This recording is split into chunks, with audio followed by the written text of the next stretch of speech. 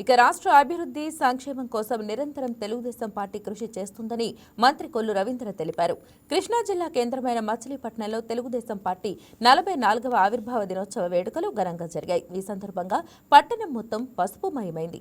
వేడుకల్లో భాగంగా మొదట పార్టీ కార్యాలయంలో జెండా వందనం నిర్వహించారు. అనంతరం భారీ ర్యాలీగా బయలుదేరి బస్టాండ్ సెంటర్లోని ఎన్టీఆర్ విగ్రహానికి పూలమాలలు వేసి ఘనంగా నివాళులు అర్పించారు.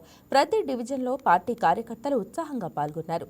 ప్రజల ఆశీస్సులతో పార్టీ మరింత బలపడుతూ ముందుకు సాగుతుందని ఆయన పేర్కొన్నారు.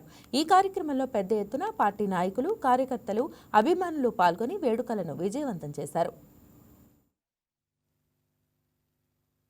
44వ ఆవిర్భావ దినోత్సవ కార్యక్రమాన్ని ఈరోజు తెలుగు ప్రజలందరూ కూడా చాలా ఘనంగా నిర్వహించుకుంటా ఉన్నారు.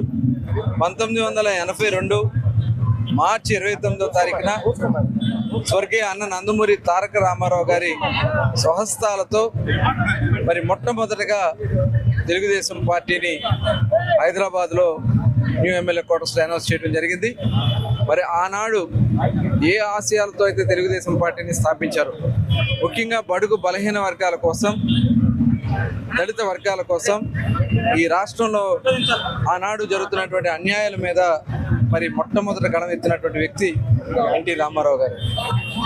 మరి తెలుగుదేశం పార్టీ తెలుగువారి యొక్క సంక్షేమం కోసం, తెలుగువారి అభివృద్ధి కోసం ఇవాళ దేశ విదేశాల్లో తెలుగువారు ఒక ఉన్నతమైనటువంటి స్థానాల్లో ఉన్నారంటే దానికి తెలుగుదేశం పార్టీ ఆవిర్భావం తర్వాత మాత్రమే జరిగిందనేది ఈ సందర్భంగా తెలియజేస్తా ఉన్నాను. ఆనాడు అన్నగారు తీసుకున్నటువంటి సంస్కరణలు కానీ, సంక్షేమ కార్యక్రమాలు కానీ, తర్వాత నారా చంద్రబాబు నాయుడు గారు చేపట్టినటువంటి అనేక విప్లవాత్మకమైనటువంటి మార్పులు రాష్ట్ర తెలుగువారి యొక్క ప్రగతినే మరి ఒక ఉన్నత శిఖరాలకు తీసుకెళ్ళినటువంటి ఘనత.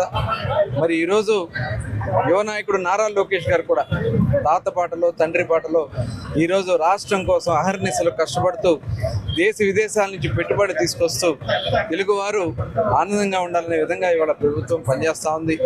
మరి ఈరోజు ఈ 44వ ఆవిర్భావ దినోత్సవాన్ని పెద్ద ఎత్తున ప్రతి ఒక్కరు కూడా భాగస్వాములే తెల్లవారుజాము నుంచి తెలుగుదేశం పార్టీ కార్యకర్తల నాయకులు ఇళ్ల మీద తెలుగుదేశం పార్టీ జెండాలను ఎగరేసుకుని ఈరోజు కార్యాలయాలకు చేరుకుని ఇవాళ సీనియర్స్ అందరూ కూడా సన్మానం చేసుకునే కార్యక్రమాన్ని ఇవాళ నిర్వహిస్తా ఉన్నాం. తెలుగు జాతి ఉన్నంత వరకు, సూర్యచంద్రులు ఉన్నంత వరకు తెలుగుదేశం పార్టీ ఈ ప్రజల కోసం పనిచేస్తుందని మరొకసారి తెలియజేసుకున్నాం. మరొకసారి అందరికీ తెలుగుదేశం పార్టీ 44వ ఆవిర్భావ దినోత్సవ శుభాకాంక్షలు.